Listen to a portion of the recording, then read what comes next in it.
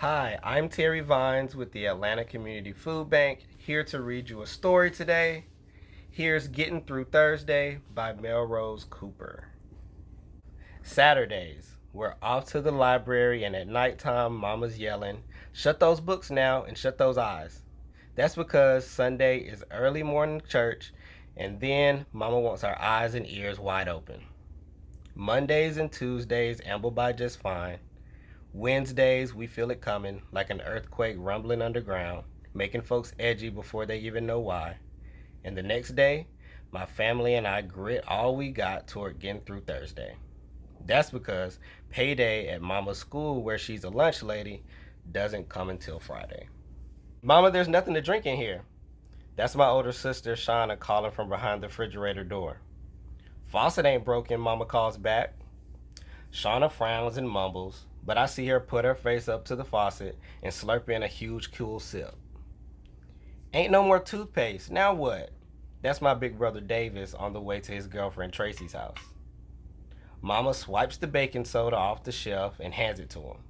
"Told you 100 times you don't need sweet tasting mint to make your smile sparkle."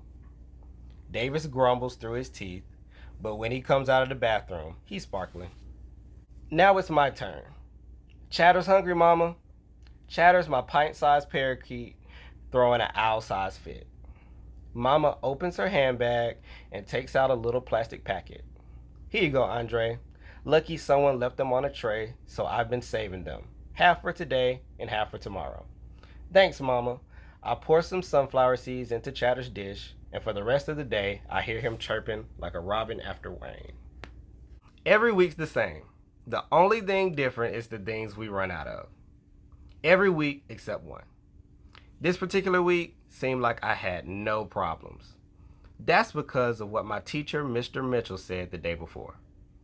Told us there were 2 third graders made the honor roll and looked right at me and Trisha Thomas with a big wide smile when he said it. I couldn't wait. Report cards coming tomorrow's mail. Beginning of the school year, Mama had said, "Any of you gets on the honor roll, we'll drop everything and throw a royal party." At night, I glanced at the calendar. Then I blinked, thinking maybe I'd read it wrong. But there it was, bold and black as could be. THURSDAY. I ran to the window just to see the first star and wish on it. Wish with all my might that report card day wasn't really on a you-know-what. I finally got to sleep that Wednesday night after all, knowing Mama always keeps her promises. All next day, I was jumping out of my skin, wondering about when Mom would open her mail. I raced home from school, and there they all were, our report cards. I put mine at the bottom of the mail stack. Every minute crept by, slow as a wounded snake. Finally, Mama noticed the mail. I held my breath. She sighed at the gas bill, made a tusk sound with her tongue about the junk mail. Then she said, report cards." She opened Davis's first. "Improvement in English, good," she muttered. "But what's this? 2 science papers not handed in?" "I'll get to them," Mama Davis said. "You'll get to them now," she said. "But first, call Shauna." "Yes, ma'am," Davis grumbled, grabbing his backpack. "Wow," Mama said to my sister. 89.4%. Almost honor roll. You did good, really good." Whew. For a second, I thought Shauna had beat me. Suddenly, Mama was saying, "Andre, Andre, Andre." She scooped me into a hug dance and whirled me around the living room singing. "You did it, you did it." A whopping 90.3%. Shauna hugged me right along with Mama. Me and Davis, we did our 5-part handshake. After a while, everybody calmed down and Mama continued making spaghetti supper. Shauna started shrieking. My blush brush fell into the toilet. Now how am I going to perk up my cheeks? "Ain't that why God made fingers? For pinching colors into them?" Mama asked. "And what am I supposed to do about my bandana? Dress rehearsals tomorrow," Shauna went on. She was a West African woman in a play and needed a head wrap. Use a towel for now, Mama said, and be thankful that the real play isn't until Saturday. Shauna stomped and slammed the door, but later I saw the zigzag towel sticking out of her backpack. Davis was out of loose leaf paper. Shauna ripped a sheet from her tablet. Here, do your math on this. It's supposed to be loose leaf, Davis said. I looked through our junk drawer and fished out the hole punch. Mama smiled and grabbed the paper. Cha-ching, cha-ching, cha-ching, the puncher went. There you go. Happy now? She said. Davis shook his head, looking at the punched out paper. He couldn't hide his smile, and soon we were all laughing, and his math did get done. But little by little, my frown took over. My problem today was bigger than a blush brush or a turban or paper without holes. And the night was marching on. I watched Mama doing kitchen things. She saw me eyeing her and read my mind. She wrung out her sponge and set it aside. Angel babe, she said, as she always did when she needed to tell me what I didn't want to hear. Tomorrow we'll have your celebration because you know what today is. That did it. Her face got blurry because my feelings were spilling out. I sure do know what today is. Today is report card day, not tomorrow. I don't care if it's Thursday or not. You promised, Mama. You said we'd drop everything and celebrate that very day. I broke away and slammed the door like Shauna and sunk down behind it. I heard them all whispering together out there. I didn't care what they were saying. I knew it was more talk about what we can't do and can't have, all because the day is wrong. I thought about taking every calendar in the whole wide world and crossing out the Thursdays, as if that was going to change things.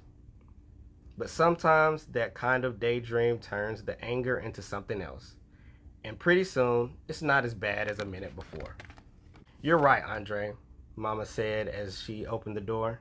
Report card day is today, even if it is a you-know-what, and we should celebrate like I promised.